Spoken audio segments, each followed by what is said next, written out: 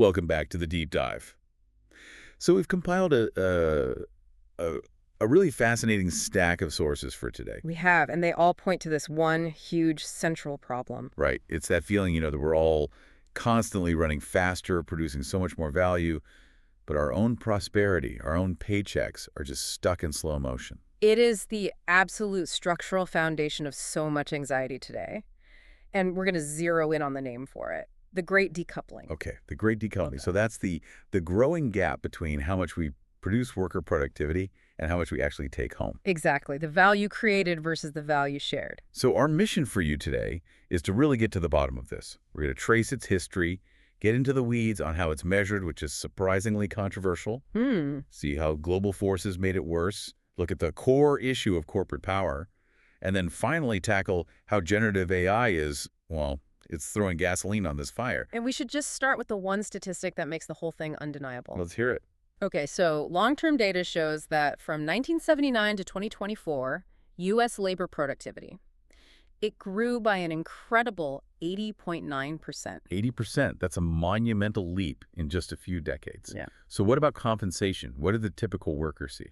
Just 29.4% growth over that same period. Wow, okay, so that's a massive gap. It's a ratio of about 2.7 to 1. For every, say, $2.70 in new wealth the average worker created since the late 70s, they only saw about $1 of it in their paycheck. And the other $1.70 just went somewhere else. It was diverted elsewhere. That's the decoupling in a nutshell. All right, so let's unpack that with a historical view, because this gap, this divergence, it wasn't always like this. It's actually a pretty new thing. It's a total anomaly. If you look back at the post-World War II era, what some people call the Golden Age or the Great Compression, the whole system worked differently. There's a kind of social contract in place. There was an implicit one. The deal was technological progress makes us all more productive, and we'll have policies in place to make sure that extra wealth is shared broadly. And it worked. It absolutely worked. I mean, look at the numbers from 1948 to 1979. U.S. labor productivity grew by 118%. Okay, an even bigger boom. And wages. Worker compensation grew by 107%. There's almost a perfect one-to-one relationship. For 3 decades straight, productivity went up, and that money flowed right back to workers. Living standards rose for everybody. It was a shared prosperity. So the break. The moment this Great Divergence kicks off in the late 70s, it can't just be about automation or technology. No.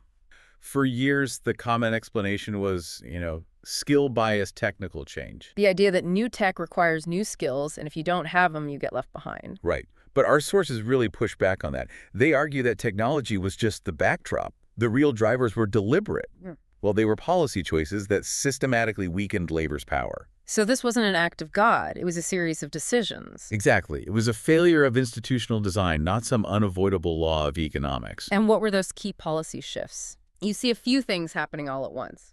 First, you have the steady erosion of the minimum wage. Its real value just collapses. Okay. Second, a really calculated effort to weaken private sector unions, which were labor's main counterweight. Then you have broad deregulation of the labor market. And finally, globalization contracts, things like trade deals that were written to protect corporate power and capital mobility way more than they protected domestic workers. The result of all that is what the sources call an upward lock. Yeah. Growth happens, but the system is now built to funnel it and lock it in at the very, very top. It's not that it fails to trickle down. It's designed to gush up. It's an engine for inequality. Okay, so if we're going to talk about this gap, we have to talk about how it's actually measured, which you mentioned is a huge debate, the deflator wedge controversy. Right. This sounds super technical, but it's actually critical because how you choose to measure inflation completely changes how big you think the gap is. So it's not simple arithmetic. Why not? Because you're adjusting for inflation over 40-plus years.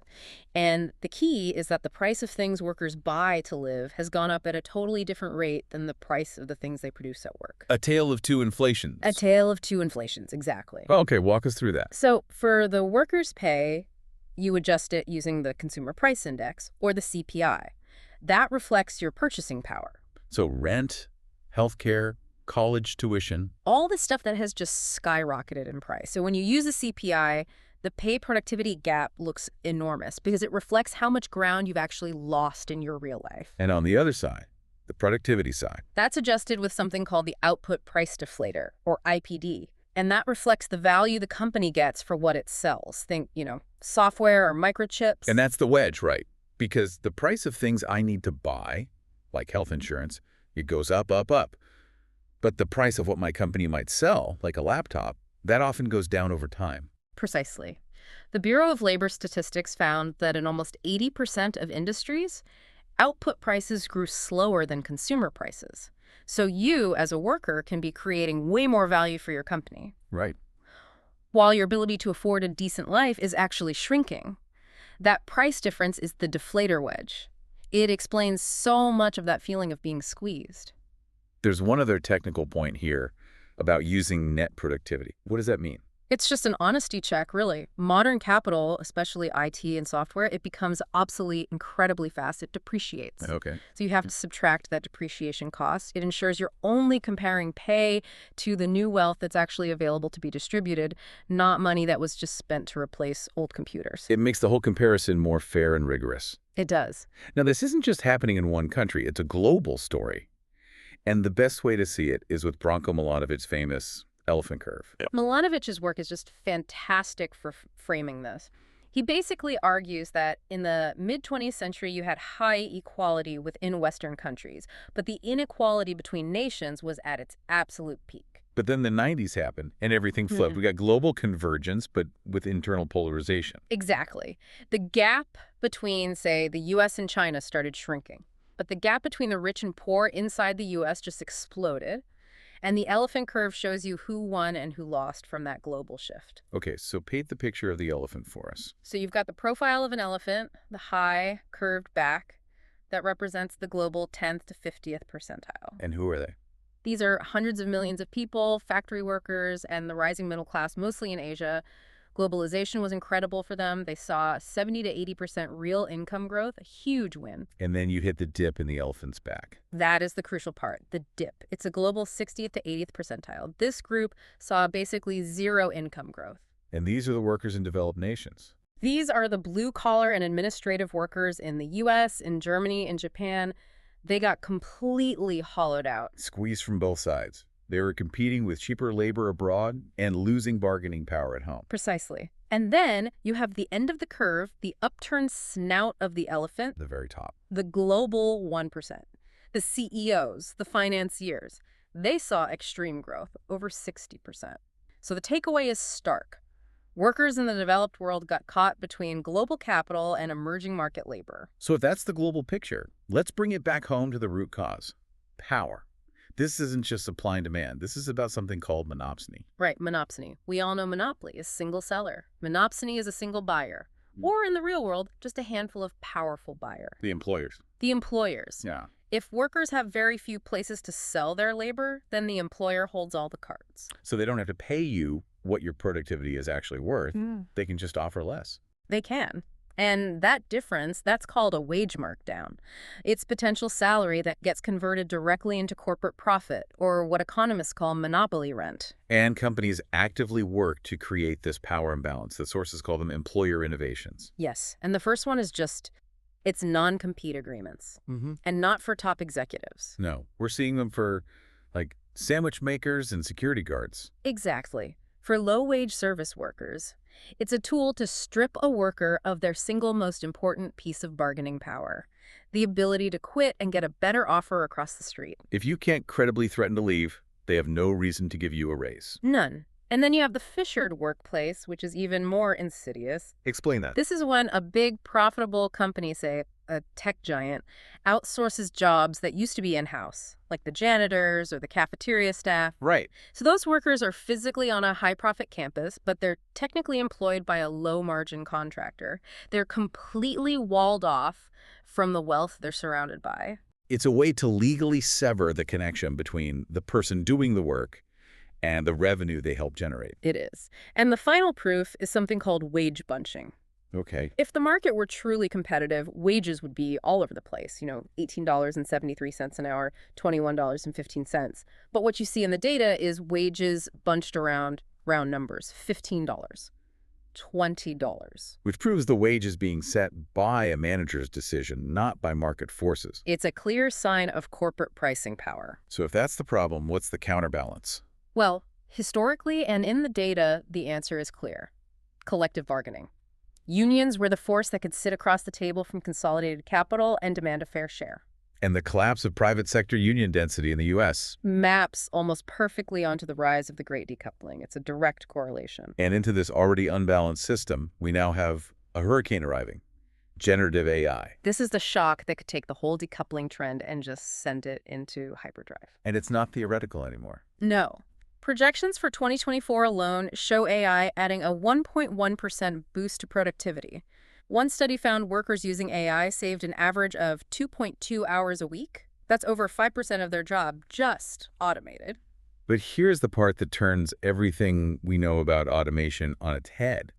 It's not targeting the jobs we thought it would. Not at all. Previous waves hit low-skilled manual labor. This wave is different. The research is clear.